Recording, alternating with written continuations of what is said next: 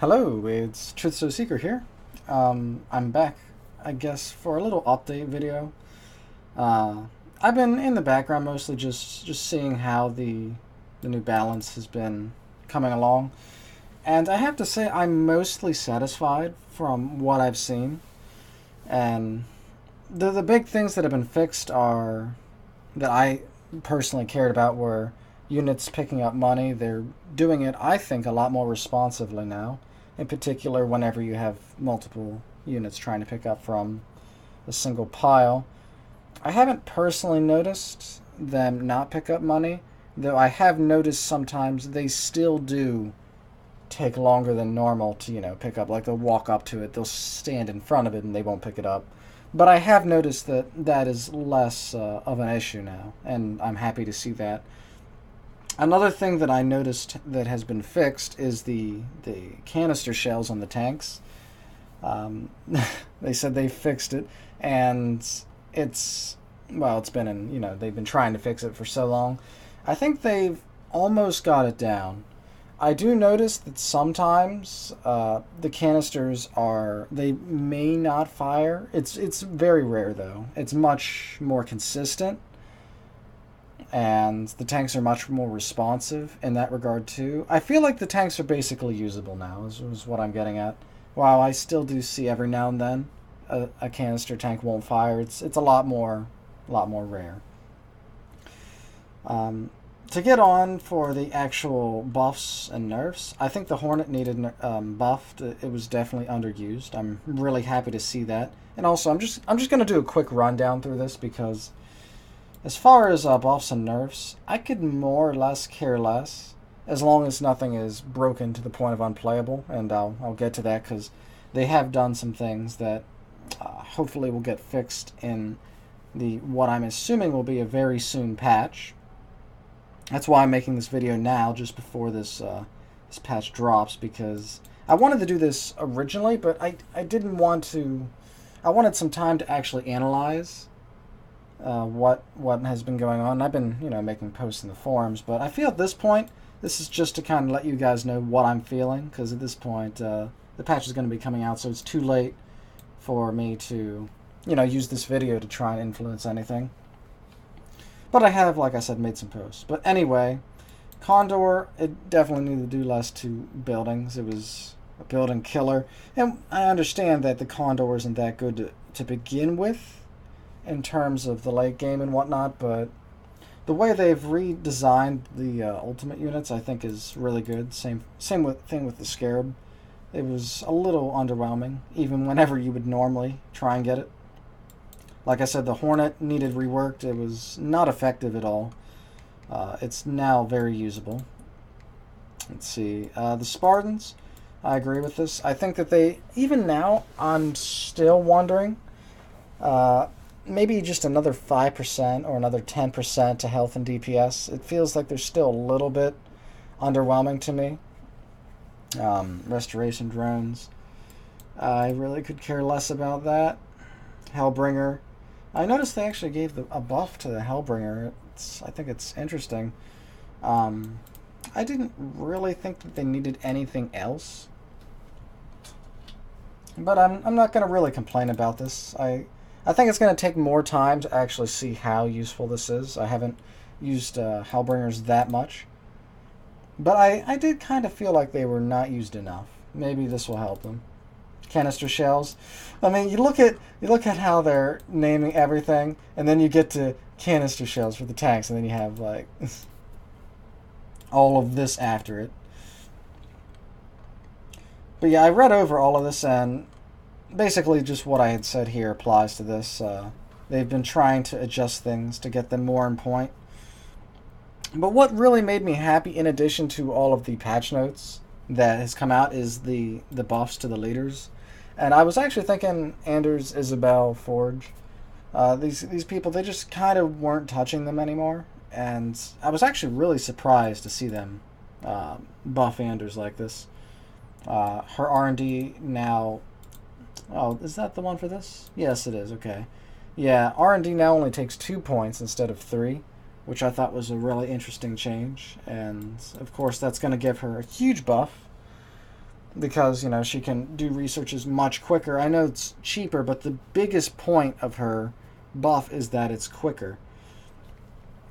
Because you think about tier upgrades in particular, it takes so long, several minutes uh, in total for everything, and that's going to save you a lot of time to get more troop sets. You're going to have, you know, a stronger, lower pop army.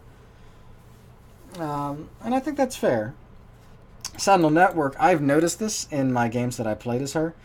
Reducing the cost from 900 to this, that's huge. I mean, normally when I get the final leader point, her Sentinel, which is very good, is I found really impractical in a lot of cases to get because it's just so expensive. And that's, I think, fine, because if you make her other alternate choice cheaper, then I think it's fair to get this. I mean, the Sentinel Network is very strong, and now that it's very cost effective, and the cooldown is also pretty big buff to the cooldown. I think this is very good for her overall. Arc defense, much better.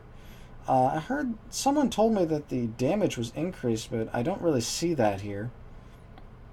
But it is cheaper now, which is, of course, still going to make it more viable.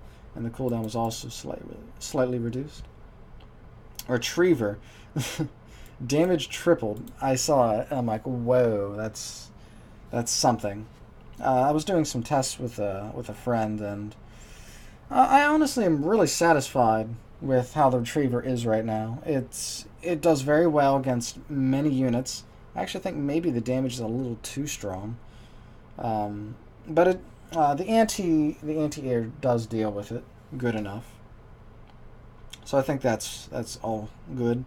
Protector Sentinel, cost reduction for pop-wise, I think that's fair, because you need to... Anders is kind of going to struggle with troops, and you may think, well, if that's the case, with troop numbers, I mean, if that's the case, what's going to be what's the point of lowering the pop? The point is that you're going to try and use that 70 pop and not have to rely on getting that extra reinforcements 1, which I think is going to help with that.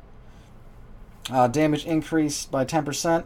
That's fine, but their health is still terrible.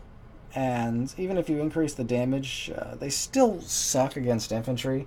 And since most people early game are going to have some form of infantry, Sentinels are going to play a minimal role in the beginning, at least, and maybe even the mid game mostly. They're supposed to be a support unit, and it seems like that's what they're really going for with this, because they're still not useful very much in the beginning stages. You're probably better off going R&D 1 and 2, I'm thinking.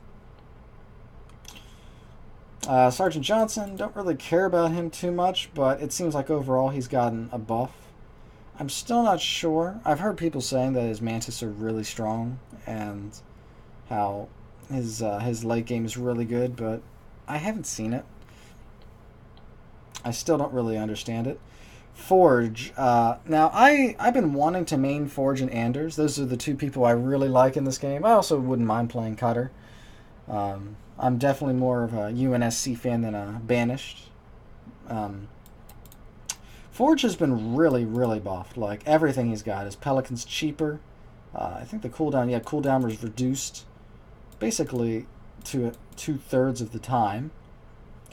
Distance, was it reduced? Oh, it was increased, so it was even buffed that way. Scatter Bomb was fixed, and I say fixed because it just didn't work the way it was supposed to. The area of effect was wrong, and the...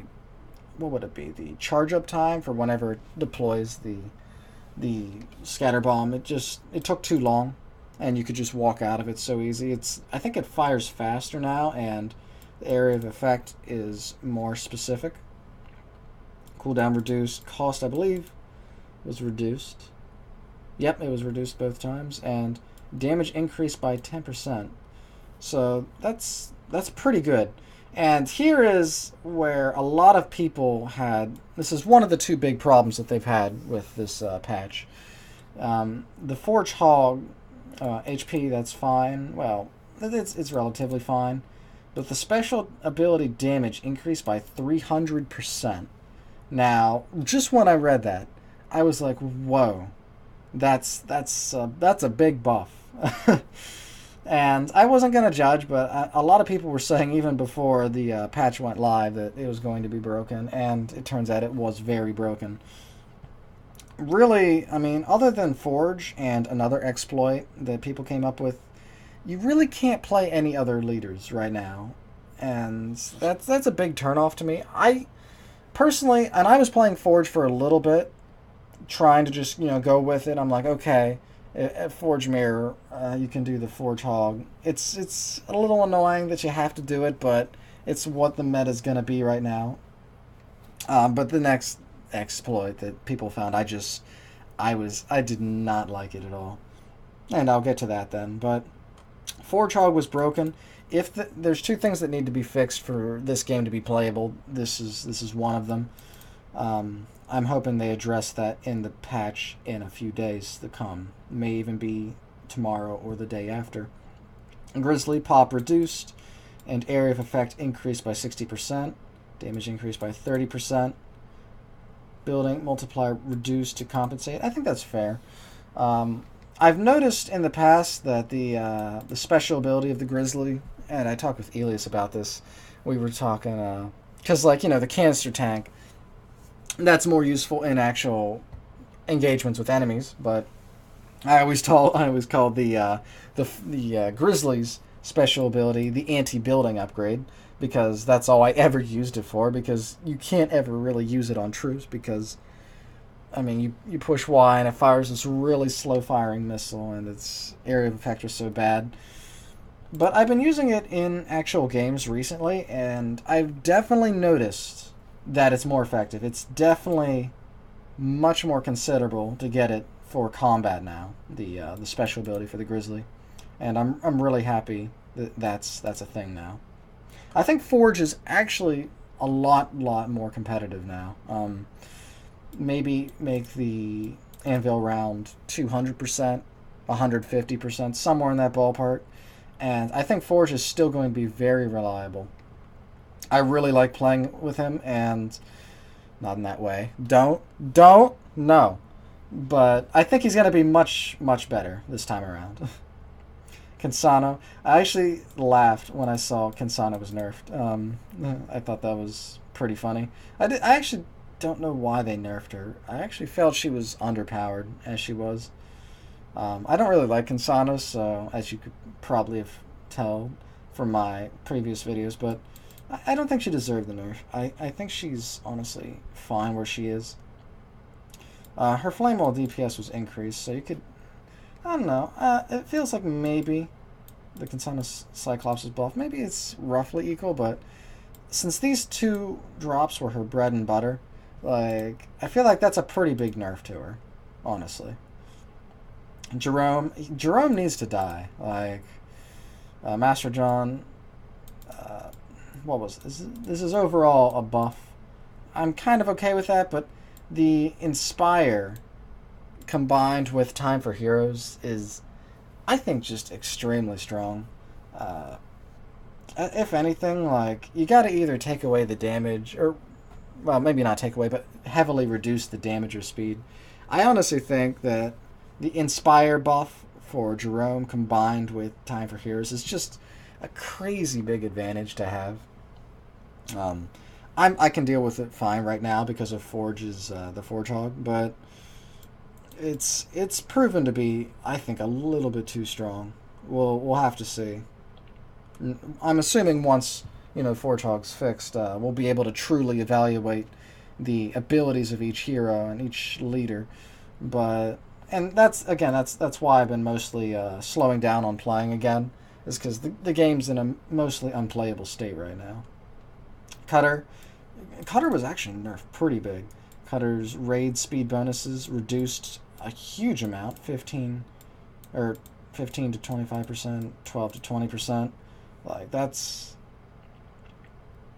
a pretty big one. I think it was kind of needed. It was kind of ridiculous. And this one I also somewhat agree with. Reducing the Cyclops veterancy from 3 to 2. That Cyclops was freaking scary. And I actually have had a lot of people complain to me, not me specifically, or they're just kind of telling me their thoughts on Cutter. Uh, because the Cyclops are just extremely strong, and to have a 3-star one in your army and it can move super fast is interesting, because the Cyclops is, a Tech 2 unit, tanks are Tech 3, and Cyclops, they kind of just tear through tanks, and a lot of people were complaining, like, oh, well, it's a Tech 2 unit, why can Tech 2 beat Tech 3? And I think I mostly agree with keeping the Cyclops strong, and I actually disagree that tanks should be able to beat them. I think because, like, they're Tech 2 versus Tech 3. Cyclops are much cheaper than tanks, but they are anti-vehicle, and tanks, they're supposed to be very, tanky, right? They're supposed to be able to take a lot of damage, but I feel that Cyclops are supposed to be specialized in taking out vehicles, so that's like, that's what they're built to do, right? I mean, I could understand if you decrease other aspects of them, like make them not as effective against infantry or buildings, because right now they actually hold their own against, like, building DPS pretty well. I could see you doing that, but I think they're fine against vehicles, and I think this nerf is also fine. Cyclops are still going to be very strong. ODST demolition charge versus buildings reduced by 40%. This needed to happen. Like, I actually think Elias was telling me that they just need to do no damage at all. I think that's a bit extreme, but I think 40% maybe. We'll have to see. I think 40% is at least needed. At least needed, because they were just too strong.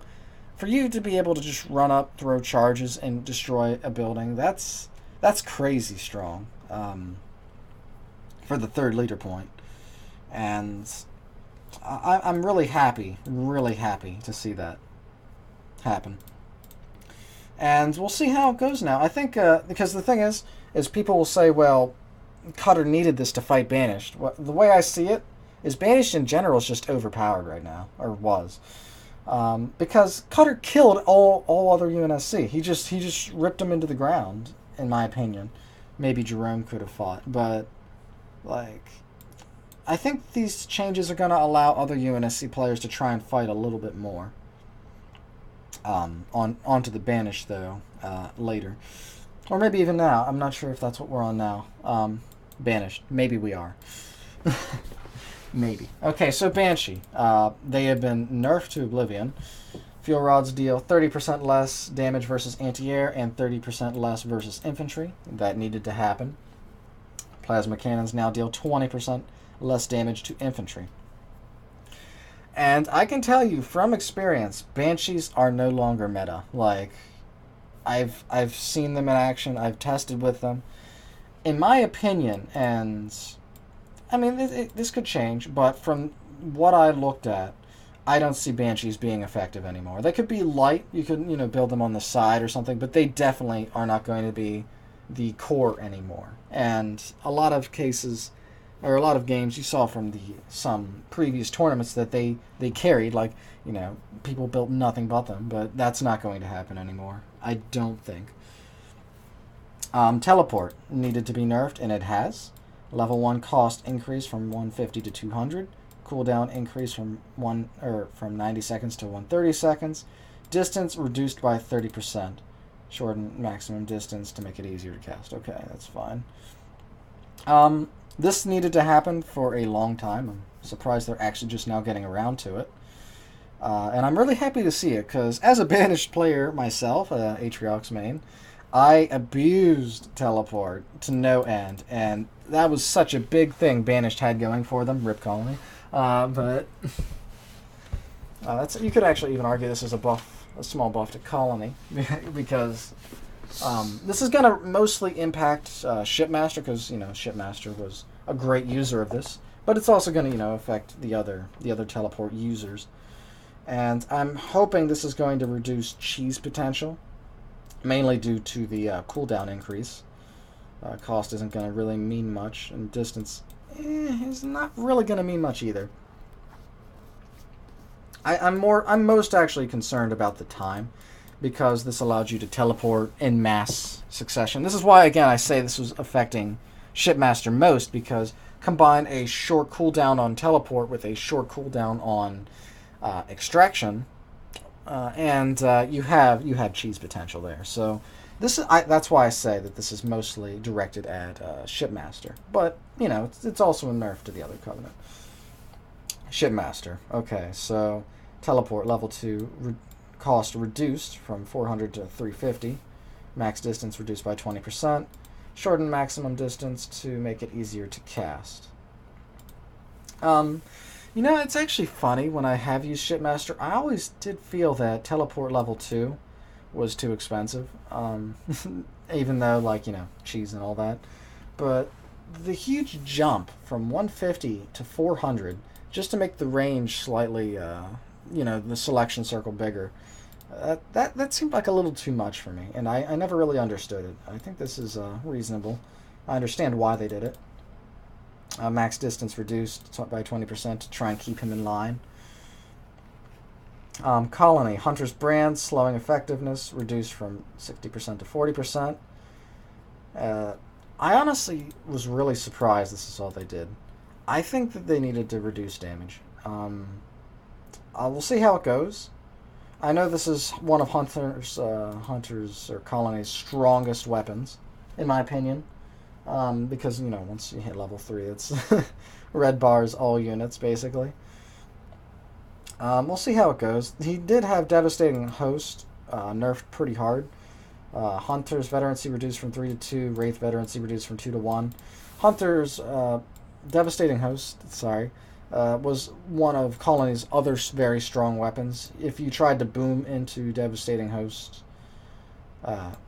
I've seen a lot of people try to do that, most notably RTS Yodavids. And this is going to be a big impact, I feel, because it's going to make it a lot easier to fight them. Goliath, they've been made cheaper, pop reduced, training time reduced. They want people to use Goliaths more. I always felt that they were a little bit too hard to make work. I've tried rushing with them before. It's not really effective. Maybe it'll be better. Colony drop, supply cost reduced, veterancy reduced. Not much really changed. Living Barrier. It's actually funny. I always got Living Barrier anyway. I thought it was actually really good. And I was surprised to see they actually buffed it all over the place. Like, they reduced the cooldowns. They reduced the... or they increased the HP and the SP. And let's see, living barriers appear on minimap and show selection decals. Decals. I don't even know what that means. If anyone actually knows what that means, you should tell me, because I actually don't know what that means. Hunter Captain, HP reduced by increased by 25%, DPS increased by 11%. Now does 10% more damage to vehicles. I actually find it kind of overwhelming almost how they keep doing all these changes, minor tweaks to all the heroes, and because I keep leaving for extended periods of time and coming back, I'm like, okay, so they changed this hero again, because his HP goes up, down, up, down. It's been going all over the place. I'm really hoping that with this next patch I'll be able to play again, and I'll actually reanalyze all, the hero's health and damage and all that stuff. But I haven't really taken the time to sit down and do that because, I just haven't been willing to play the game. But we'll see. Bulwark, cooldown increased slightly. Cooldown increased in all tiers, or cost increased at all tiers. So gave a slight nerf to Bulwark again. I can kind of see it because, it's slightly better than the normal heal, giving the invulnerability buff, which I personally really liked as Atriox, so I can understand why they would do that. I'm glad they didn't reduce the immunity buff or they didn't reduce the time of the immunity anymore, because I think 3, 5, and 7 is... Or was it 3, 5, 7? No, I think it was actually less than that. But, what was it like? Maybe it was 1.5. I'm not even gonna guess on it. I'll just have to look it up. Arbiter, HP increased by 8%. Damage changed from these numbers to these numbers. Phantom, cost reduced. I actually thought the Phantom was a little overpriced, so I'm happy to see that the cost was reduced. HP increased by 11%. This is actually really important because the Phantom is supposed to be a transport unit, right? So, I mean, okay, it's not supposed to excel at combat, but I think this is supposed to be the bread and butter of Arbiter, and for him to be hit and run, move in with stuff, move out with stuff, and that means that the Phantom has to live. So, increasing the HP makes a lot of sense. Maybe even an increase to the speed slightly should have been nice. And that's basically all the patches that have been made. I was really satisfied overall with what I saw. I actually need to touch on the other thing real quick, and that is Serena now. Serena's ability with the ice drops allows you at level 2 to freeze buildings and halt production, supply, troop, whatever, and that makes the game broken. Really, it's unplayable, and until that gets fixed, the thing is, I don't know why. I didn't like playing with Forge and his overpowered anvil round, but you got to do it if you're gonna compete. But I did not want to go and just spam Serena's ice blocks. That's even worse in my opinion. I couldn't bring myself to do it, and I was just, after people started doing that to me, I didn't really enjoy playing anymore. So I just took a break. But we'll have to wait and see. Honestly, I think that if they fix Anvil Round and they fix Serena, I'll probably be down to actually start playing again, because with the changes that have been made, right now there's really only, I'd say, 2 things that are really bugging me with this game right now. And the one thing is selection problems, where if you try to build a building too fast, in particular it's most common when you self-destruct and you try to build a building, the building dequeues and it just kicks you out. You don't get to queue it. And also unit pathfinding it could be better. I've noticed that still is a problem. And I know that those are technical things, but they still do get very annoying over time. And I'm hoping to see that fixed, but again, from what I've seen here, I'm actually really satisfied. This seems to be mostly a patch based around fixing some of the things I had problems with, and they've also made, I think, the cast of leaders more playable. In the past, I've had top tiers, top, high, mid, and low tiers. Low tiers just being unplayable. Now I feel like there's a lot less people in low tier and a lot less people in top tier. There's a lot more high and mid, is what I'm saying. And that's what needs to happen. They need to make it so I would prefer at least half of the cast is playable. And I think it's close to that right now. So I think that's just about going to do it for this video. I hope you overall enjoyed my, analysis of this. I know it was a little late, but I wanted some time to kind of sit down and think everything over before I threw something out here. And we will see in the next coming days if this new patch will fix the problems that I was talking about. And I guess I will see you guys when that happens. Take care.